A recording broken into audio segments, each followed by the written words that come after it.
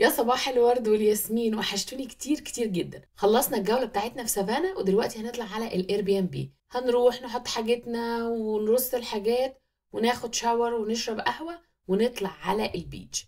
بين سافانا الحتة اللي احنا كنا فيها وبين الاير بي ام بي حوالي، او تايبي ايلاند، حوالي نص ساعة. والاير بي ام بي اللي احنا نازلين فيه بينه وبين البيتش حوالي 15 minutes، فقريب. عشان كده هنحط الحاجات وناخد دش كده ونشرب قهوة ونمشي. بصراحة الاير بي ام بي كان تحفة، نظيف جدا جدا، تعاملهم مريح. يعني بصراحة كل حاجة كانت بيرفكت. الديكور بتاعهم، شكل كل حاجة يعني عجبني جدا. وعلى فكرة ده كان سعره أرخص من كتير اير بي ام بيز. هسيب لكم اللينك تحت في الديسكريبشن بوكس للي عجبه المكان وحابب يروح. هاخدكم جولة في المكان وبعد كده هناخد قهوة ونطلع على البيتش. الساعة دلوقتي 5:30 العصر، فيدوب بسرعة بسرعة قبل ما الدنيا تضلم عشان نلحق يعني نستمتع بالبيتش شوية.